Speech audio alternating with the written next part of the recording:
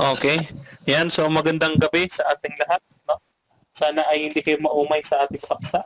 Bibilisan ko na at maikli lang ang ating oras, no? So, ito, no, um, mag-uumpisa tayo dito sa John 1:1 kasi ito very critical ito, John 1:1. So sabi diyan, nang pasimula ay naroroon na ang salita. So pag sinabing naroroon na, ibig sabihin, hindi lang ngayon lang nag-exist, naroroon na, no? Past tense. No, pag tinignan natin ito sa English, tignan po natin sa English, sabi diyan, in the beginning was. Was is a past tense form of verb. Past, no? In the beginning was the Word, and the Word was with God, and the Word was God. Pag sinabi natin the Word, salita, hindi to literal na yung boses o yung salita na nanggagaling sa bibig ng tao.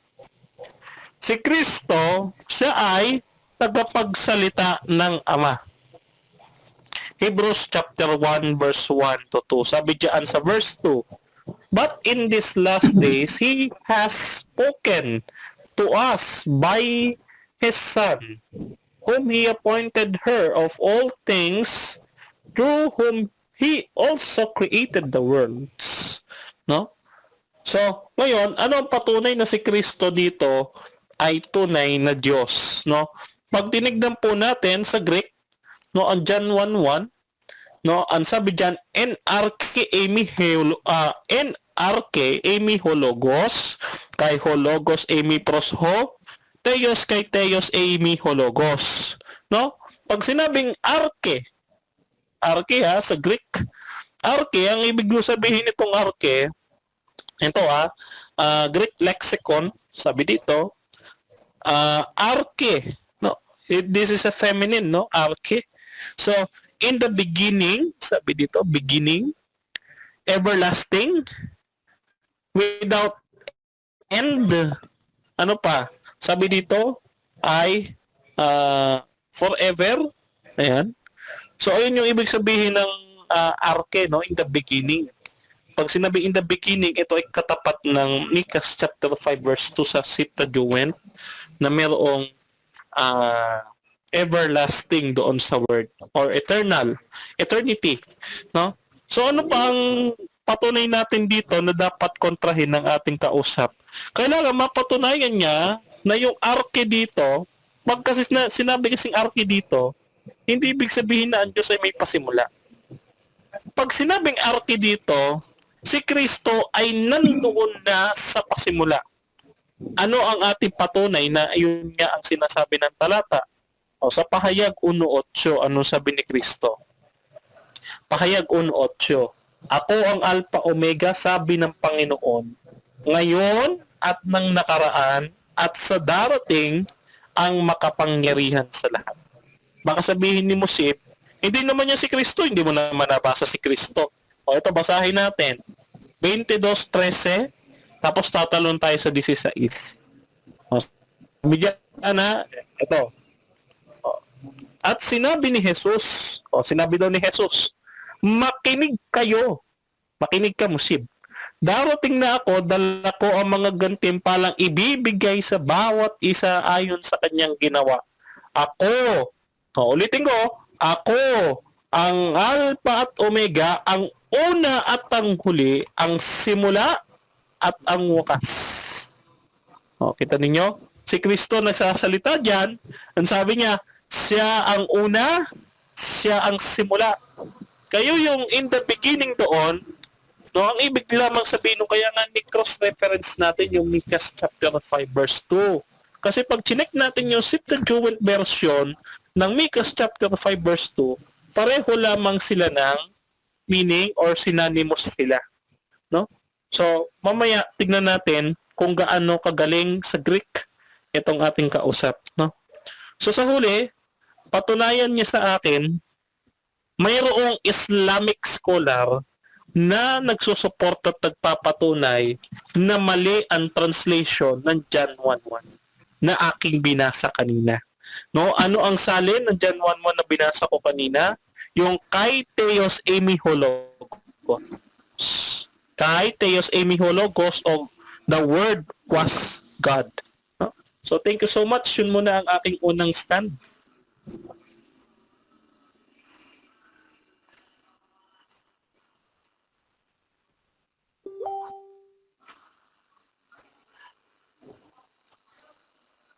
Opo.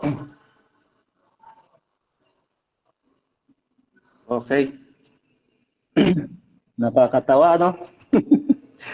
Ang sabi niya, si Jesus daw ay Diyos. Si Jesus daw ay Diyos. Ano ba ito? Ano, sino bang nagsasalita? Panahon ko magsalita. Pakiulit na yung time, Mr. Moderator, please.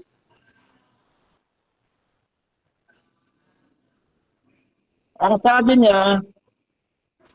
sabi niya, dahil daw si Jesus, kaya daw tinawag na salita ng Diyos si Jesus, dahil daw, nagpahayag daw ang Diyos sa pamamagitan ni Jesus ng salita. Nagpahayag daw ng salita ang Diyos sa pamamagitan ni Jesus, kaya daw si Jesus ay salita ng Diyos, at nang dahil doon, ang salita daw ay Diyos, kaya Diyos daw si Jesus. Sinahit niya ang Hebrews 1:1-2, nilaktawan niya ang Hebrews 1:1 kasi masusunog siya dito sa talatang ito. Anong sinabi? Ang Diyos na nagsalita ng unang panahon sa ating mga magulang sa iba't ibang panahon at sa iba't ibang paraan sa pamamagitan ng mga propeta. Hindi lang sa pamamagitan ni Jesus. Kaya kung ituturing mong Diyos si Jesus, dahil siya ay salita ng Diyos, salita din ng Diyos ang mga propeta sa bawat panahon. Lalabas marami kang Diyos ngayon. Ginamit mo pa ang Hebrews 1:8. Ang sabi mo, ang dalawang Diyos ay nag-uusap. Pinaputunayan ng isang Diyos na ang isang Diyos pa na si Jesus. Lalabas, dalawang Diyos mo ngayon. Sinong propeta ngayon ang nagturo sa iyo na nagsabi ang Diyos ay dalawa, Bro Denmark? Meron ba? Dito sa Hebrews 1:8, ginamit mo, ang sabi mo, ngunit tungkol sa anak ay sinabi, ang iyong lukukan o Diyos, sinawag daw ng Diyos, Diyos si Jesus. So kung ang tumawag kay Jesus na Diyos ay Diyos din, di lalabas, dalawa ang Diyos mo. Et sa puwera pa ang Holy Spirit dyan. Ano ang sinabi ng talata 1:9? Iniibig mo ang katuwiran at kinapupuotan mo ang kasamaan. Kaya't ang Diyos mo. Ang Diyos daw ay may Diyos. Dalawa ang Diyos. Yung isa may Diyos. Ano ba ito? Alam mo ba ang problema mo? Ang ginamit mo yung bias translations. Kaya ka nagkakaproblema. Ganito ba ang translation ng lahat ng mga translators, ng mga Bible scholars? Hindi po. Ayon sa complete Bible, ang sabi niya ay ganito, but of the Son, he says, God is your throne forever and ever. Ang trono daw ng anak ay Diyos. Hindi sinabi Diyos ang anak dito. Ayon sa complete Bible, ayon pa sa James Moffat translation, ganito, he says of the Son, God is thy throne forever and ever. Dumapas ba Diyos? Hindi po. Ayon dito sa translations na ito. Meron pa iba. Sabi niya sa New World Translation, but with reference in the Son, to the Son, God is your throne forever and ever. Hindi na naman pumabor sa iyo, tol. Ngayon, wasak na yung 1:8 mo. Ngayon, wawasakin naman natin ang John 1:1 mo. Alam mo ba, ang sumulat ng John 1:1 ay si Juan daw. Ano kaya ang pakahulugan ni Juan kay Jesus sa pagsulat ng Biblia? Ano kaya ang layunin niya upang palitawin si Jesus ang tunay na Diyos? Hindi po. Kasi, ang sabi ni Juan sa 1 John 1:1-3 ay ganito, what was from the beginning, what we have heard, what we have seen with our eyes, what we have looked at and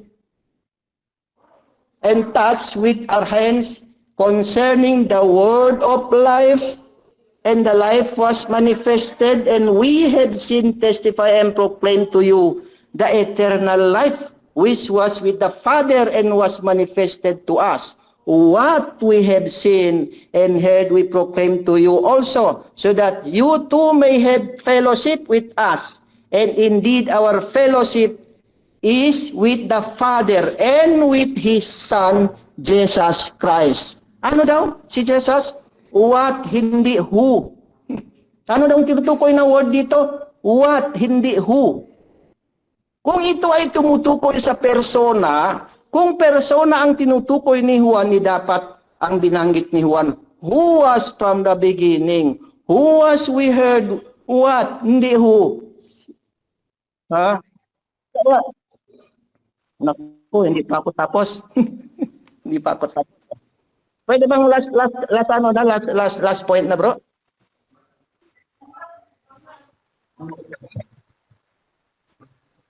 Sige po, sige po. Opo.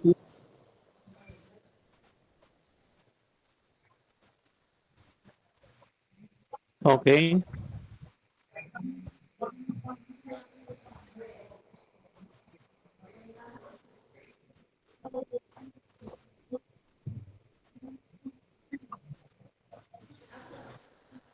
Yes. Okay. Minsan talaga yung mga non-Catholics may pagkasinungaling. Dalawa daw ang Diyos natin. Sabi dito sa Catechism of the Catholic Church, paragraph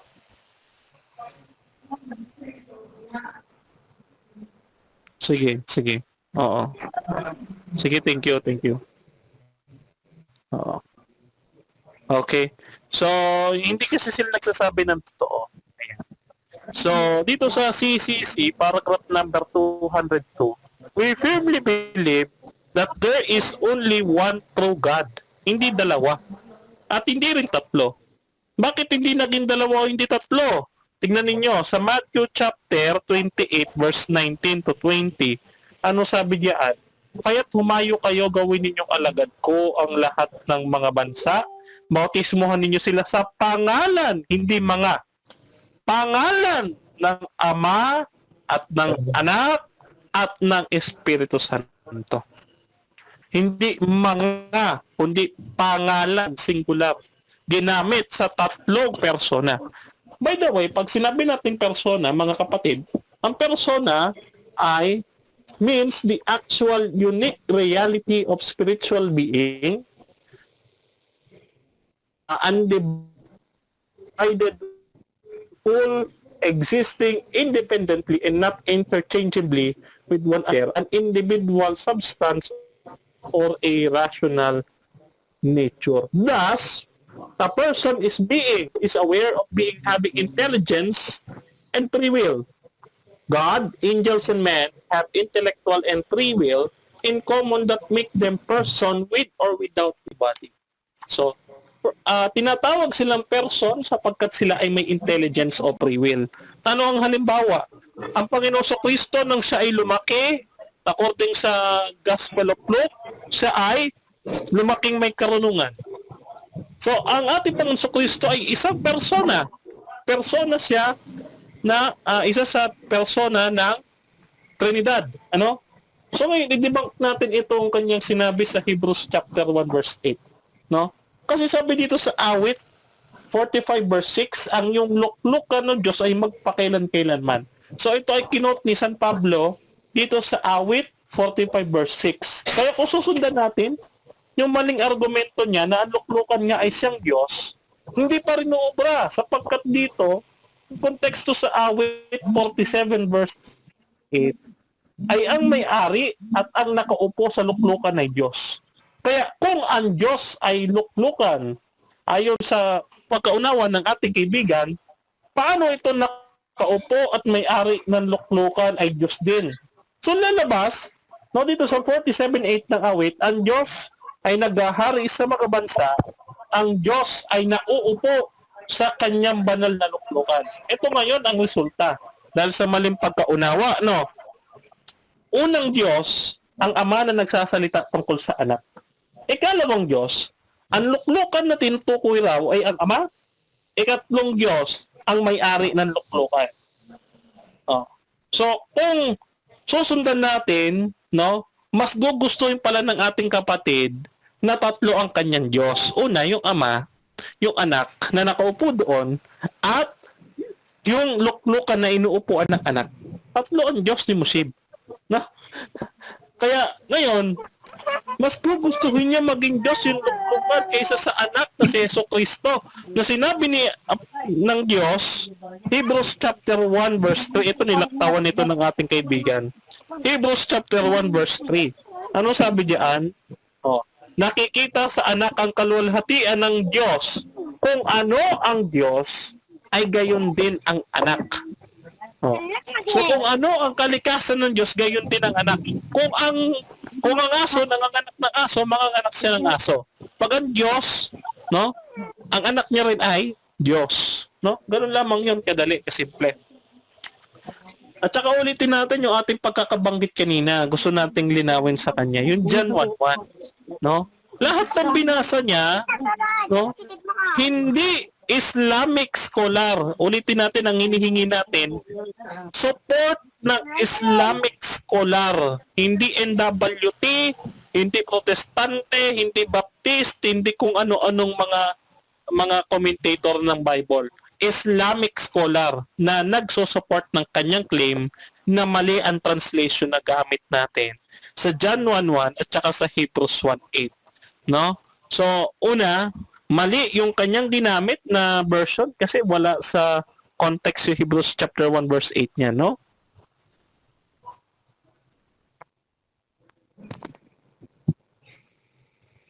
Yes. Okay.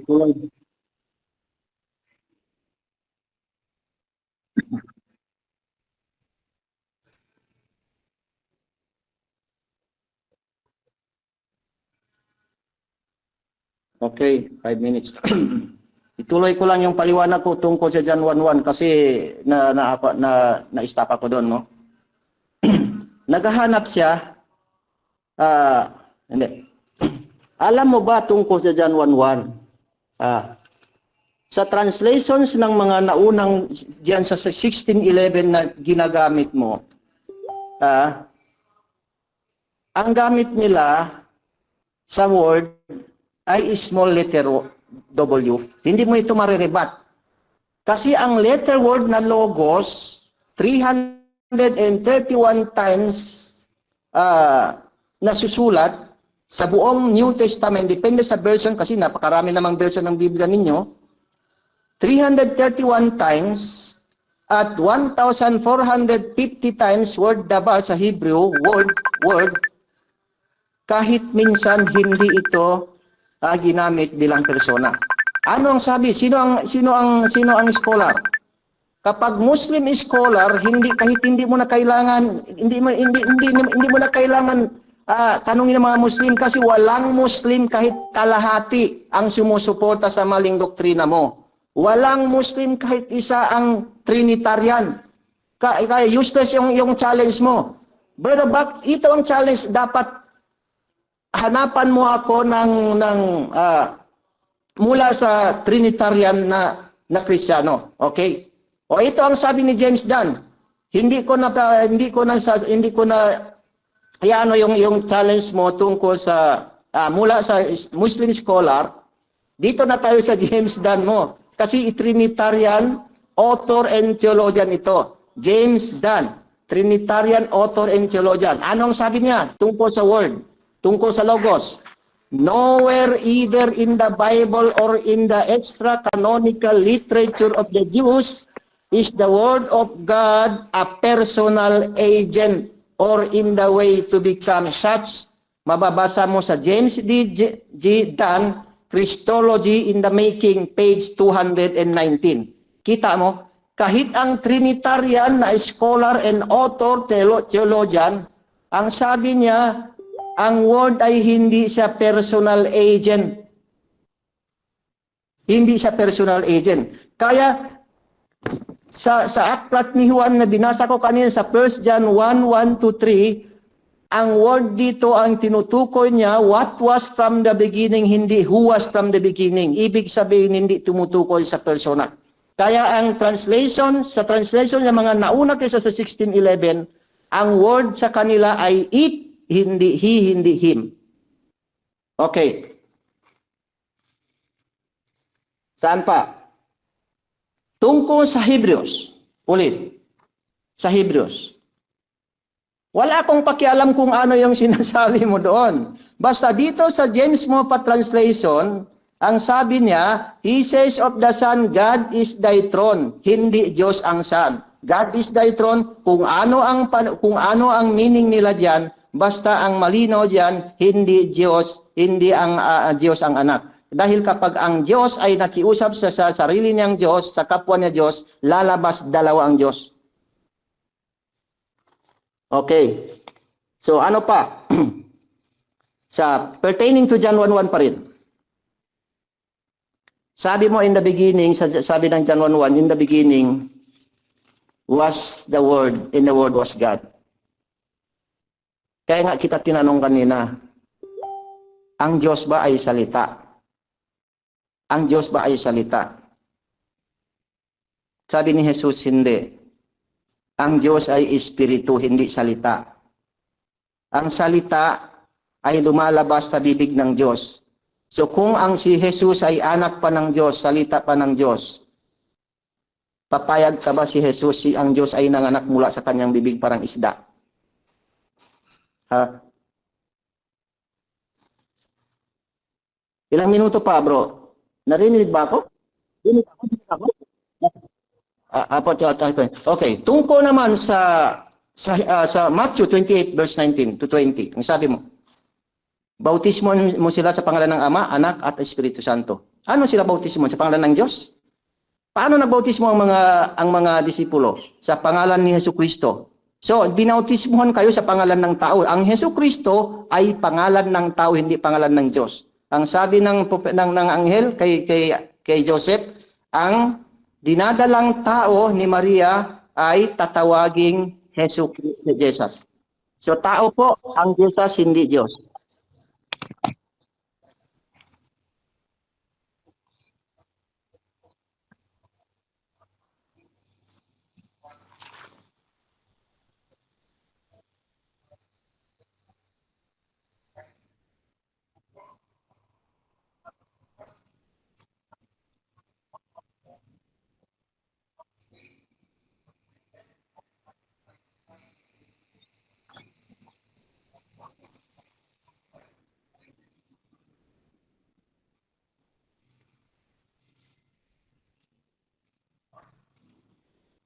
Ayan, nagsasalita pala ako, wala akong mic, no? Ayan. So, gumagamit siya ng Protestant scholar para patunayan ko, no, yung kanyang stand sa Hebrews chapter 1 verse 8. Pero ulitin natin yung aking binasa kanina. Yung nasa awit 47:8. Didiinan ko lang. 47:8. Ano sabi doon? Ayan. Basahin natin. Ang Diyos ay nagahari sa mga bansa. Ang Diyos ang nauupo sa kanyang banal na luklukan. Therefore, kung ang luklukan ay Diyos, dalawa ang Diyos ni Musib. Yung Diyos na nakaupo, no, at yung luklukan na inupuan ng Diyos. O, dalawa ang kanyang Diyos diyan, kailangan niyang pagbatiin yung kanyang sinabi. Okay, i-reconcile. Ano? So, John 1:1, hindi niya napamalian eh. No? Kung mali ang salin na binasa ko kanina, ano ang basa ko? Kai theos eimi hologos. And the word was the God. The word was the God, no? Or the word was God, no? Kai theos eimi hologos. So, kung mali ang translation, ano ngayon ang translation na tama para sa'yo? At syempre dahil ikaw ay Muslim, huwag kang kakapit sa Protestant kasi galit nga kayo sa Trinitarian eh. Galit nga kayo sa nagsasabing Diyos si Kristo. Magiging ano ba yung tamang word para hindi mabanggit natin yung ano? Magiging kontra. Oh, yun na lang. Kontra sa inyong paniniwala yung sinasabi mo. No? Kaya dito, no, sa Greek Grammar Beyond the Basics ni Daniel A. Wallace, no? Ito, pinag-aralan ni Daniel A. Wallace ito eh. So sabi niya dito, no, ayan oh, this phrase in John 1:1 is an example of predicate nominative. No? Predicate nominative. Sabi dito, yung sentence ay nagsisimula sa subject and like this one that use a linking verb. Ano yung verb doon? Was. No? The word was God. No? Required the noun in the predicate part of the sentence to be in a nominative case.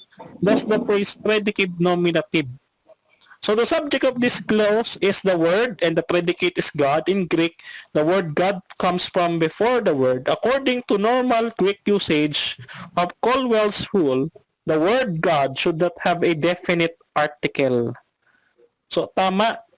Kasi kapag kanilagyan mo siya ng a God, mali na ang magiging Greek grammar mo. The word was a God, mali. Or the word was the God. It looks like you are referring that the word is the Father, which is not implying with the context. So sabi ni Daniel A. Wallace, sabi niya, no? Ulitin natin yung basa dito. Sabi niya, no? In Greek, the word God comes before the word. According to normal Greek usage of Cowell's rule, the word God should not have a definite article or yung a na sinasabi or yung the na kiniklaim ng mga JW, no? Nasabi, the word was the God or the word was a God. Mali. So, paano mo susuportahan yung sinasabi mo na mali ang translation ng John 1:1? Si Daniel A. Wallace, isang kilalang scholar na nagsasabi, no? Ayan ay, ano ang John 1:1? Sabi niya dito, ang sabi niya, it is a predicative nominative or nominative case. No? So pag sinabing and the word was God, predicative nominative, no? So walang da, walang a. So tama pala itong translation natin na kay Theos Emihologus. And the word was God. Was, walang dagdag. And the word was God. So ngayon, hanapan kita ng Islamic scholar, no, para maging supportive naman sa iyo, no, sa claim mo, kasi mamaya hindi aral ng Islam yang tinuturo mo. Mas maganda kung Islamic scholar ang babanggitin mo, no? Para hindi ka nagmamarunong kasi nangyayari kinokontra mo eh. Naniniwala ka sa Trinitarian scholar, pero galit ka sa Trinitarian. So parang nagbabangga ang bato yan sa utak mo. Pag-isipan mo mabuti. Sige, thank you.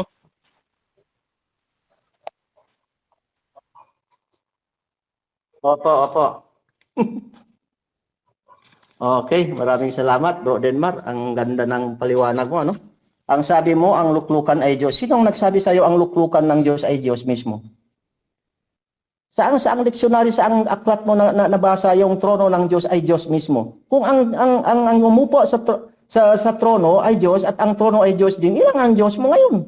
Naku naman, ano ba naman itong mga nakakatawa, ano? Okay, sa translations of John 1:1. Sabi mo, anong translation? Itong translation, no? Mas lumang translation, ano ang pinakaunang translator nito sa English translation, si Tyndale Bible. John 1:1-5. Ang sabi niya, in the beginning was the Word, and the Word, small word ito, and the Word was with God, and the Word was God. The same was in the beginning with God. All things were made by it, it, and without it, was made nothing that was made. In it was life, and the life was the light of men, and the light is shineth in the darkness, but the darkness comprehended it not. Kita mo? Papayag ka ba ang Diyos mo na si Jesus ay it, hindi he? Hindi him? Ano sa salungatin mo ito, mas nauna ito eh. Ano ba ang mas tama? Ay, papaniwalaan natin. Yung mga latest modern na mga latest translation ninyo, o itong na pinakauna kisa sa mga lahat ng mga translation na ginagamit ninyo. It dito bro, it, hindi he, it. Papayag ka ang Diyos mo, it, hindi he. Ibig sabihin hindi personal. Kaya sabi ni James Dunn, Trinitarian author and theologian, ang sabi niya, nowhere either in the Bible or in the extra-canonical literature of the Jews is the Word of God a personal agent or in the way to become such. Kasi nga, hindi persona. Mga bias translators ang pinagbabasehan mo. Kaya nagkawindang-windang kayo. Kaya paano palilitawin si Jesus ang Diyos? Kung si Jesus na hindi si Ama ang Diyos, kung ang berbo na si Jesus at ang kasama niya ay Diyos, hindi Ama, ang binanggit, Diyos, kung ang berbo ay Diyos at ang kasama ng berbo ay Diyos din, lalabas dalawa ang Diyos in the beginning. Absent pa si Holy Spirit. Di ba? Hindi ka dapat Trinitarian. Dapat yung binitarian. Kasi absent si Holy Spirit sa John 1:1 mo. Okay. Kaya sa lahat ng mga never sinabi ni Jesus siya ang Diyos. Malinaw ang sabi na John 73, you are the only true God. And Jesus Christ is whom you have sent. Jesus Christ ay mensahero ng Diyos. Sangkatutak na talata nagmula mismo sa bibig ni Jesus. Siya ay mensahero ng Diyos. I can on my own self do nothing. John 5:30. Isipin mo, Diyos walang magagawa. Kaya nga, umiiyak siya. Kanino? Sa Ama, sa Anak, sa Holy Spirit? Hindi, sa Ama lang. Umiiyak siya, humihingi ng tulong sa Ama. Kung si Jesus ay Trinitarian, dapat humingi siya sa Ama, sa Anak, at sa Holy Spirit.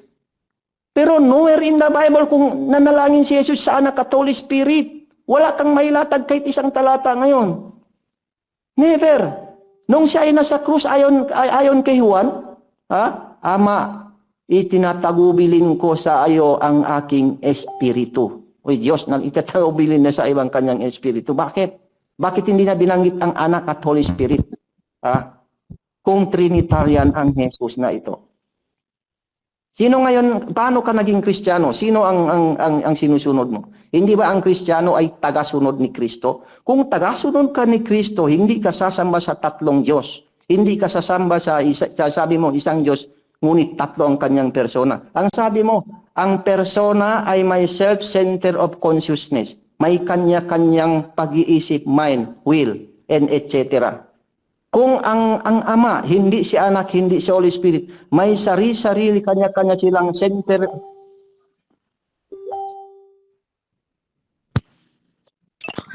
Conclusion.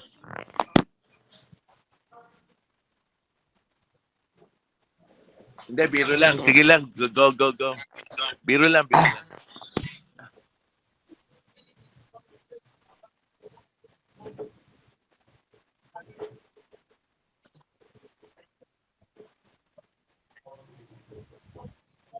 Moderator, may tanong ako. Moderator, wala bang ending ito? Palitan lang.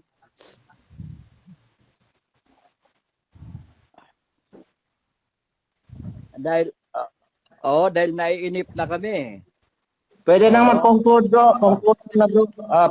Para makaano naman yung mga iba ay makasama natin dito. Oo, pagkatapos ko sumagot, yung iba naman ang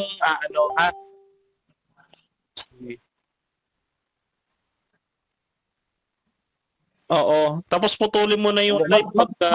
Mag-conclude din ako. Tama na yan kasi first Chairman. speaker naman si Dilmar eh. Siya naman nag-first speaker.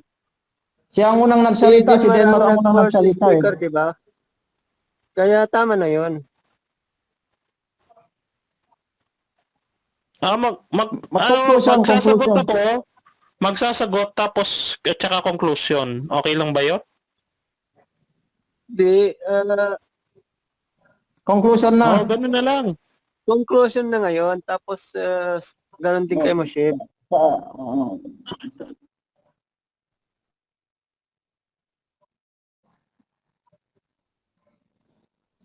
Mm. Oo.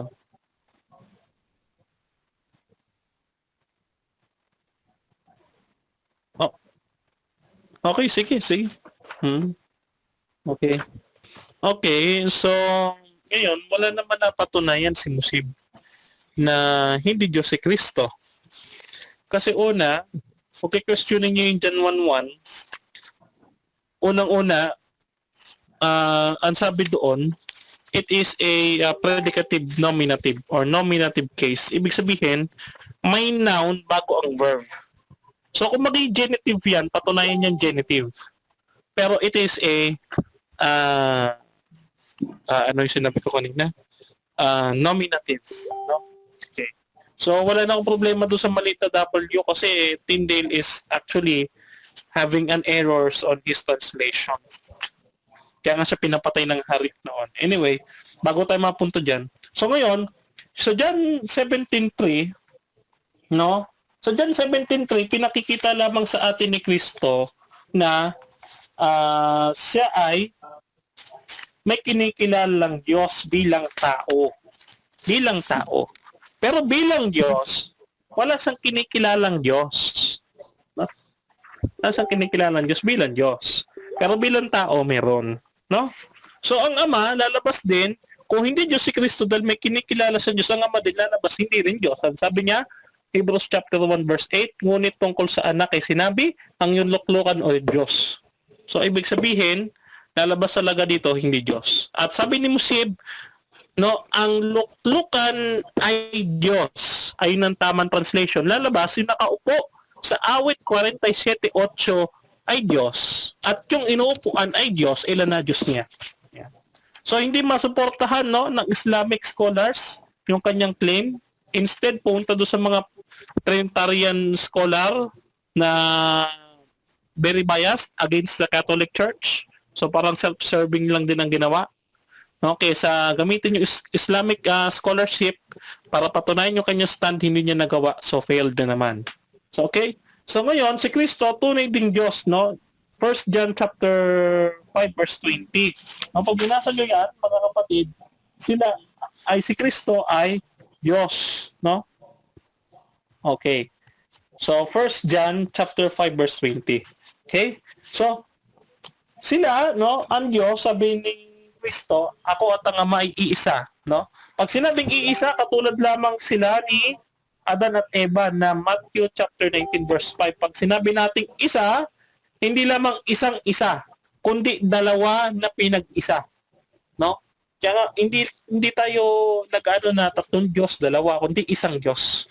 Pero may persona, no? Ngayon, si Kristo ay tunay ding Diyos, no? Titus chapter 2 verse 13, siya ay dakilang Diyos at tagapagligtas, no? Unang Pedro 1:1, ikalawang Pedro 1:1 na siya ay Diyos at tagapagligtas, no? Si Tomas, sinabi niya, Panginoon ko at Diyos ko, no? At ano pa yung ating patunay. Etong John 1:1, ang salita ay Diyos at nagkatawan tao. Colossians chapter 2 verse 9, no? Na bagaman si Kristo ay nagkatawang tao, ay napupuspos siya ng buong kalikasan ng pagka-Diyos. No? Ano pa? Ano pa ang ating patunay? Napakarami sa Biblia, no? Napakarami. Micas 5:2, yung aking binabanggit kanina. Micas 5:2, yung John 10:30, Philippians chapter 2 verse 6 ng Contemporary English Version, ang sabi doon, Christ was truly God, no? And then ano pa? Yung patunay nating na Apokalipsis 1:8, 22:13 hanggang 16, yung sinabi ko kanina na ako ang Alpha Omega, una at ang huli, simula at ang wakas, no? Hindi niya na-rebat yun, no? So, ayan yung ating mga patunay na si Kristo ay tunay na Diyos. Wala kayong mababasa na si Kristo hindi tunay na Diyos, no? Wala. Okay? So, ang igigit lang ng ating kausap, ang Ama ay Diyos, hindi kami tutol. Si Kristo ay tao, hindi kami tutol. No? Ang Diyos ay iisa, hindi rin kami tutol. Aral namin yan. Pero ngayon, patunayan mo, no? Patunayan mo sa huling pagkakataon para makabawi ka, no? Na si Kristo ay hindi Diyos, no? Sapagkat kung ano man yung sasabihin mo, no? Kailangan may marinig kami, si Kristo ay yun sa Biblia mababasa, hindi Diyos. Thank you so much.